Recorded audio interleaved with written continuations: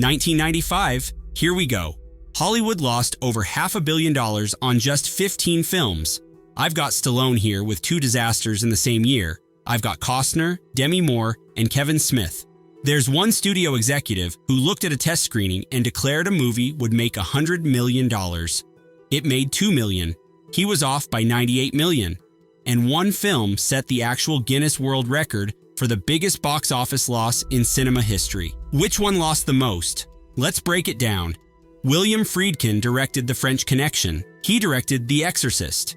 And in 1995, he made Jade, a film so forgettable that the only cultural reference to it is a joke in the 40-year-old Virgin. Paramount gave him $50 million to work with a Joe Eszterhas script starring David Caruso, who had just made the catastrophic decision to abandon the hit TV series NYPD Blue because he thought he was destined for movie stardom. You'd think the guy who made 2 of the greatest thrillers ever could pull this off. He couldn't. Jade grossed $9.8 million. That's an 80% loss on the production budget alone. Before marketing, here's what went wrong. This thing came out 3 weeks after Showgirls, another Eszterhas script. Audiences were suffering from what I can only call Eszterhas fatigue. The script was such a mess that Friedkin rewrote it extensively, and Eszterhas threatened to take his name off the project. Paramount reportedly paid him $2 to $4 million just to keep his screenwriting credit. They paid him millions to stay associated with a disaster. Friedkin later called it his favorite of all his films. Nobody else agrees. Speaking of questionable decisions, let's talk about Fair Game. Warner Brothers and producer Joel Silver looked at Cindy Crawford, the highest paid supermodel in the world, and said, yeah, she can carry a $50 million action movie. She could not. The film paired Crawford with William Baldwin and cost $50 million to produce. It made $11.5 million worldwide. That's a $38 million loss before you factor in marketing. Crawford later admitted she should have focused on who the director was instead of what kind of trailer she got. The director, Andrew Sipes, reportedly stopped speaking to the entire cast after 3 weeks of filming. Just stopped talking to them. Crawford also said Joel Silver kept asking, how much more money? Until she felt like an idiot for not taking it. She took it. Her film career ended here. Sylvester Stallone was originally attached. He dodged a bullet. Crawford didn't. John Carpenter is a horror legend. Halloween, The Thing, They Live. But Village of the Damned was what he called a contractual assignment he wasn't passionate about. Universal gave him $22 million to remake the 1960 British classic. He delivered something nobody wanted. The film grossed $9.4 million. Carpenter later admitted he thought it would be easy. It wasn't. Universal cut a third of the movie without his approval and rushed the release. Here's the thing that makes this one sting. This was Christopher Reeve's final theatrical film. He was paralyzed in a horse riding accident just weeks after it opened. The production itself was reportedly cursed. Locals in Point Reyes, California, allegedly shook down the crew for money and carved pentagrams into Carpenter's door. Carpenter has made peace with his lesser films.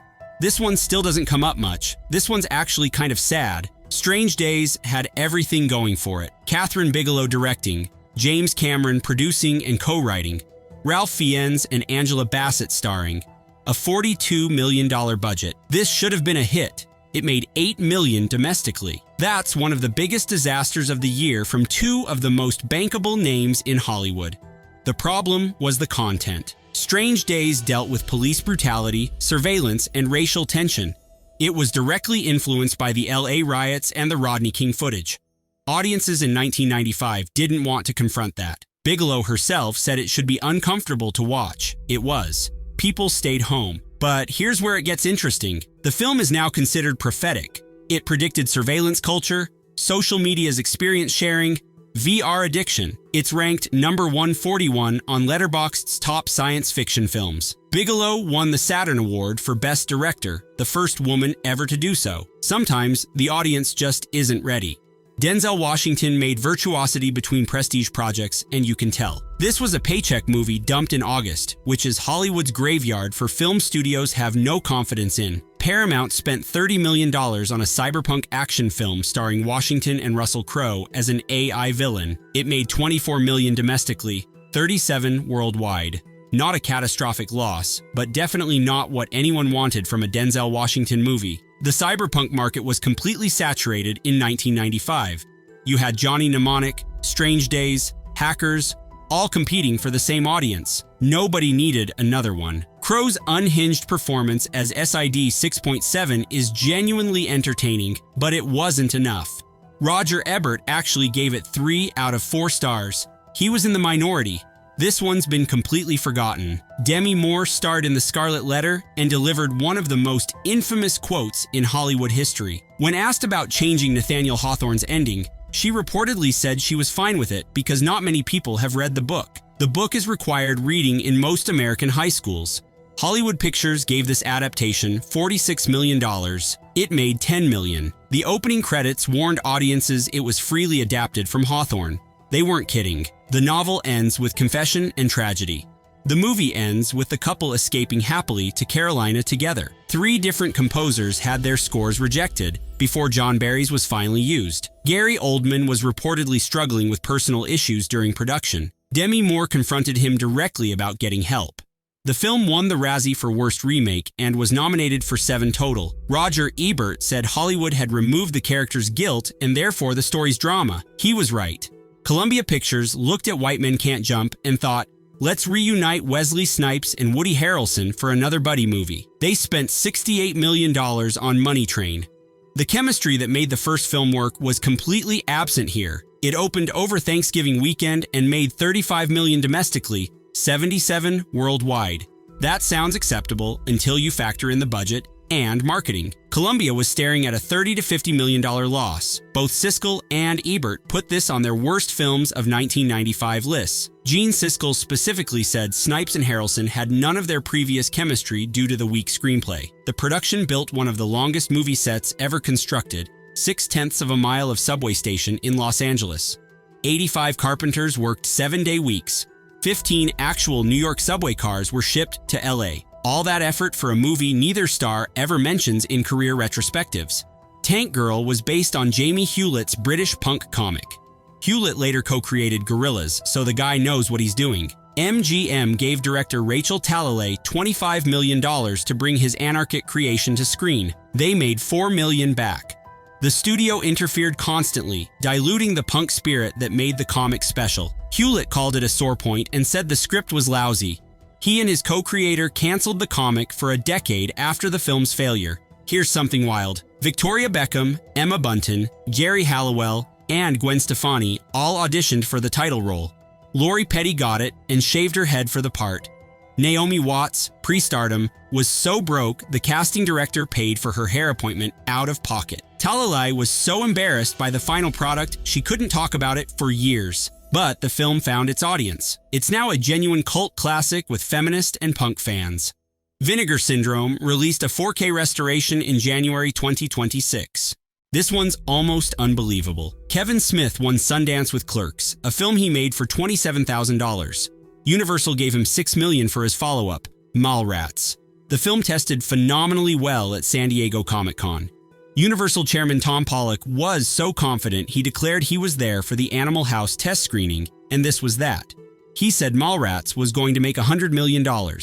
It made $2.1 million. He was off by $98 million. The film was yanked from theaters within weeks. Shannon Doherty later said it ended her film career completely. She told Smith directly that people blamed her for the failure, even though she wasn't carrying the movie. But here's where it gets interesting. Mallrats became one of the greatest theatrical-to-cult classic transformations in film history. It became a massive seller on VHS. People bought it instead of renting it. Smith was an early internet adopter who built fan communities online.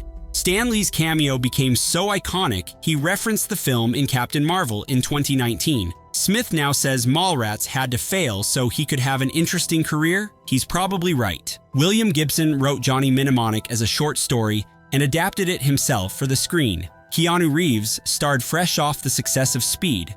The original plan was a $1.5 million art film. Then Speed became a massive hit, and Sony decided to turn it into a blockbuster. The budget ballooned to $26 million. The film made $19 million.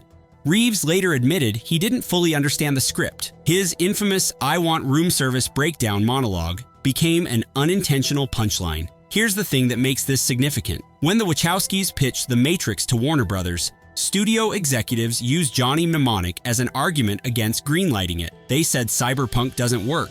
They were proven spectacularly wrong 4 years later. A longer Japanese cut exists with a different score. The Criterion Channel now streams a black and white version closer to the director's original vision. Sometimes the compromised version is the one that gets remembered. Before The Matrix, the Wachowskis wrote Assassins. It starred Sylvester Stallone and Antonio Banderas. Richard Donner directed. Warner Brothers spent $50 million. The film made $30 million domestically, $83 worldwide. Not a complete disaster on paper, but barely breaking even after marketing. The real story is what happened behind the scenes. The Wachowskis wrote a dark, complex thriller. Donner wanted something more sympathetic and commercial. He brought in Brian Helgeland for a complete rewrite. The Wachowskis were pushed out of their own project. They later called it their abortion, their exact words. The experience made them realize they'd never survive as writers in Hollywood. So, they became directors. They made Bound in 1996. They made The Matrix in 1999. Assassins had to fail for The Matrix to exist. That's the only reason anyone remembers it now. Sylvester Stallone calls Judge Dredd his biggest mistake. He's made a lot of movies. That's saying something. Hollywood Pictures gave him $90 million to bring the iconic British comic character to screen. In over 2,000 issues of the comic, Judge Dredd's face is never clearly shown. The helmet is his identity. Stallone removes the helmet 15 minutes into the film like it's nothing. The movie made $34 million domestically, $113 worldwide. Comic fans were furious. General audiences didn't care about a character they didn't know. The film originally received an NC-17 rating, forcing last-minute cuts that canceled a planned Burger King toy tie-in. Director Danny Cannon reportedly jumped off his chair on set, screaming, "Fear me! Everyone should fear me!" Stallone said he knew they were in trouble from that moment. The 2012 Dredd with Karl Urban is now considered the definitive adaptation. Urban kept the helmet on the entire film. This is the one that set the record. Cutthroat Island cost between $92 and $115 million to produce, plus another $18 million in marketing. It made $10 million worldwide. Guinness World Records certified it as the largest box office loss in cinema history at $105 million. It held that record until Disney's John Carter in 2012. Gina Davis and director Rennie Harlin were contractually obligated to make it. Harlin later said they begged to be let go. A pirate movie with a female lead felt like career termination. They were right. Michael Douglas was originally cast but dropped out. Tom Cruise passed. Liam Neeson passed. The production was plagued with problems. A $1 million replica ship caught fire. The director fired his camera operator, and 24 crew members quit in solidarity. Carolco Pictures filed for bankruptcy 1 month before the film even opened. Cutthroat Island ended pirate movies in Hollywood for nearly a decade. It took Pirates of the Caribbean in 2003 to prove the genre could work. Showgirls was the first major studio film to receive wide release with an NC-17 rating. Paul Verhoeven directed from another Joe Eszterhas script. They'd made Basic Instinct together. MGM thought lightning would strike twice. They spent $45 million. The theatrical gross was $20 million. It won a record 7 Razzie Awards, a record that still stands. Elizabeth Berkley's career was devastated. Charlize Theron and Angelina Jolie had both turned down the role. But here's where the story gets weird. Showgirls made over $100 million on home video. It became one of MGM's top 20 best-selling DVDs ever. Verhoeven became the first director to accept his Razzie in person, saying it was much better than reading the reviews. The film has been critically reappraised. Some now argue it was always intended as dark satire that audiences missed.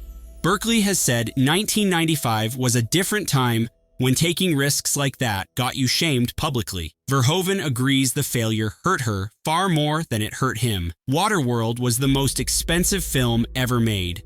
The production cost $175 million. Marketing added another $60 million. Total cost, $235 million. The media dubbed it Fish Tar and Kevin's Gate before anyone had seen a frame. It made $264 million worldwide. That sounds profitable until you realize studios typically need 2.5 times the production budget to break even. Waterworld needed close to $500 million. It didn't get there. Director Kevin Reynolds quit before release after constant battles with Costner. Sets were destroyed by weather. A major floating set sank completely. Costner reportedly put $22 million of his own money into the production. Steven Spielberg had warned him about filming on the ocean, citing his own nightmare-making Jaws. But here's the twist. Waterworld eventually turned profitable through home video and TV rights. And the theme park attraction, Waterworld, a live Sea War spectacular, opened in October 1995 and is still running at 4 Universal parks today. It's the oldest attraction at Universal Studios Hollywood besides the studio tour. 1995 proved something important. A film's theatrical performance doesn't determine its ultimate significance. Showgirls won 7 Razzies but made $100 million on video. Mallrats made $2 million but launched Kevin Smith's cult empire. Assassins was reviled, but its failure created The Matrix. These 15 films lost over $500 million combined. Studios panicked, budgets briefly stabilized. Then everyone forgot the lessons and started spending even more. Sometimes the biggest disasters become the most interesting stories to tell.